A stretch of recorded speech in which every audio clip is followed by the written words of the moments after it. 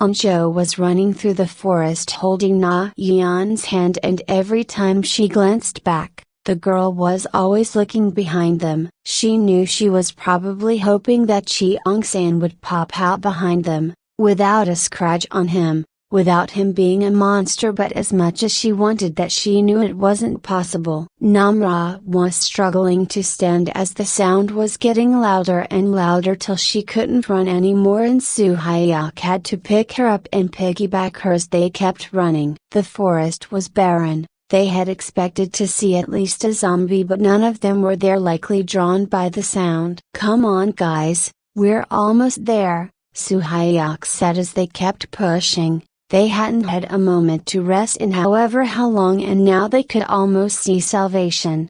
Cheong-san had been running for a while as he kept shouting to draw the zombies, till he glanced behind him and saw Gwenam's face drawn in a smile as he closed in behind him, pushing zombies aside. "Cheong-san."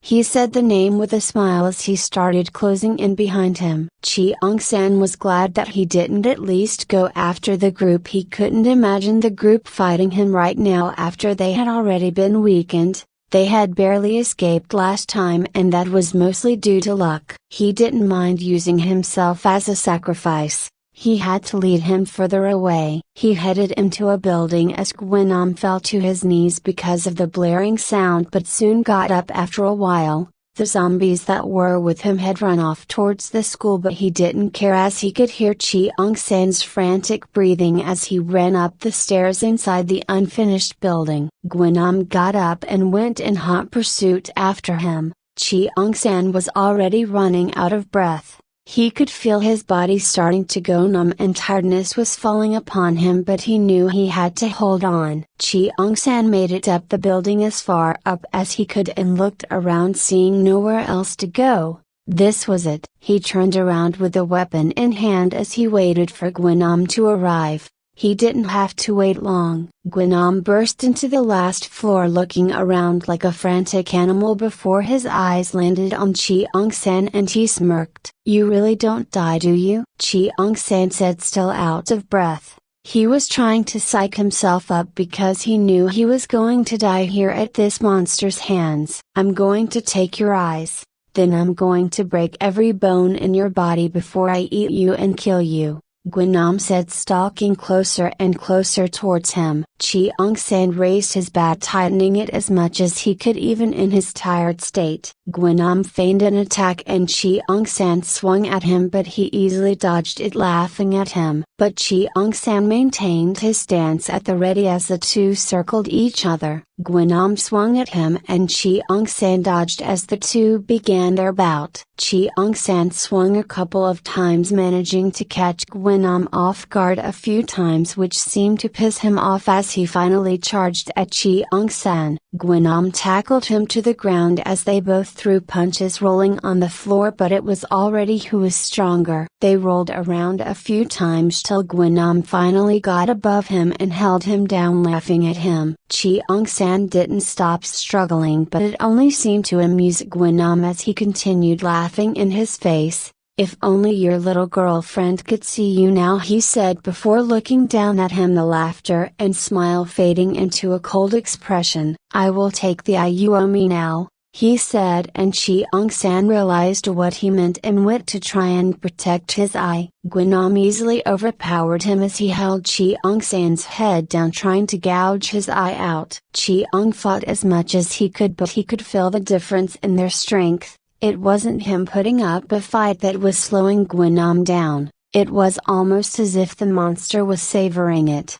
Gwenam finally grew bored as he gouged at Cheong-san's eye. Cheong-san let out a scream so loud that he didn't believe it came from him as his hands quickly went to cover his now bleeding eye. Gwenam licked off the blood, smiling as he looked at Cheong-san writhing in pain on the ground. In the distance, now getting further away from the school, Na-Yeon suddenly said Cheong-san, which brought the whole group to a stop. "What do you mean, Cheong-san?" Soo-hyuk asked her.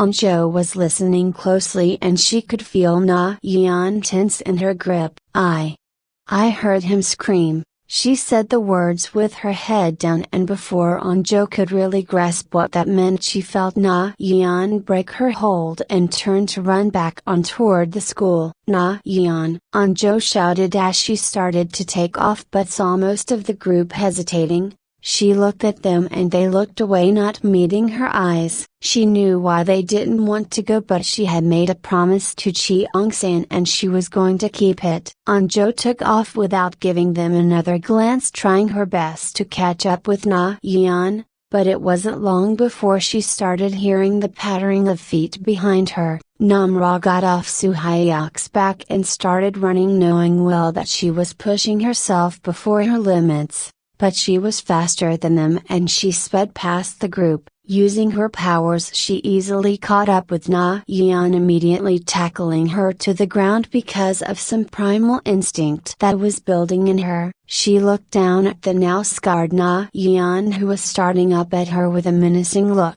But she felt Onjo's hand on her shoulder and shook off the blinding hunger and quickly scrambled away from the two. Onjo looked at her before looking over Na-Yeon to make sure she was okay. "Everyone get down!" Namra shouted at the ground, and they knew that the bombs were going to drop, so they all ducked. Cheong-san was laying on the ground watching Gwynam laughing his ass off. He knew that the bombs were going to drop any minute now. He heard the first of them drop in the distance and rushed toward him. He had been forming a plan in his head to make sure Gwynam died for good this time as he charged at him from behind. Cheong-san locked his arms around Gwynam's waist and stumbled backwards as Gwynam tried to pry him off. But at the same time the bombs went off all around them and Cheong-san could only tuck in behind his back to shield himself from the blast as they were blown back. Cheong-san heard Gwynam let out a scream as he was charred by the blast, but he held firmly to him even as they were blown off their floor down the elevator shaft.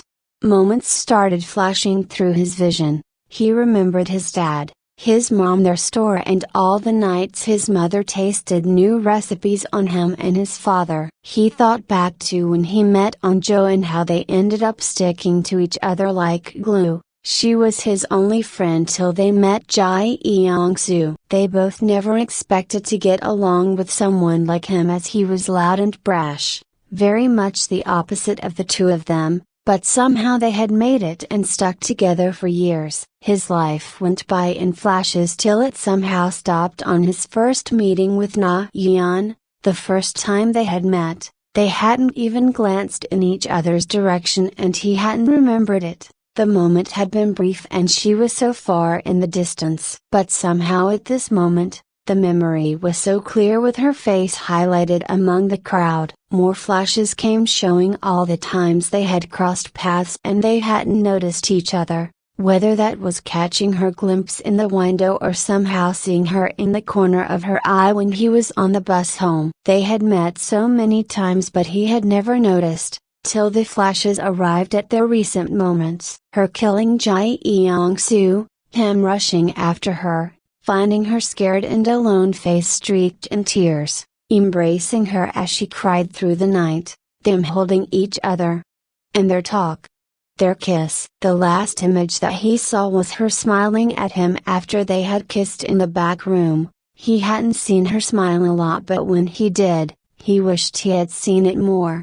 The group heard the blast and felt the heat come off it, almost to the point they felt they were on fire in their own clothes. Everyone waited a while till the rumbling settled down. Everyone slowly looked up and around the area. Some of the places were already charred, but that didn't matter to Na-Yeon, as she only had Cheong-san on her mind. She took off again, but this till Onjo was right next to her, which surprised her for a moment before she remembered how important Cheong-san was to her as well. The rest of the group followed, trying to keep up with the two but also looking out for any stray zombies that were left behind. The group was only met with ash and smoke as they rushed and jumped over some charred bodies that were crumbling on arrival. Na-Yeon and Onjo were looking around frantically before Namra interrupted them. "This way," she said as she took off in another direction. They followed her wordlessly, and as they got further in, they were only met with more carnage. They went up some stairs and before long they were on a floor of a building.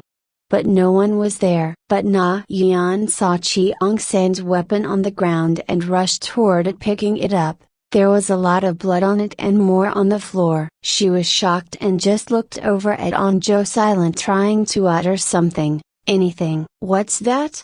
they heard Daisu say as he looked down and the incomplete elevator shaft. The group rushed there and all they could see were charred bodies stacked in piles, all of them trying to reach up.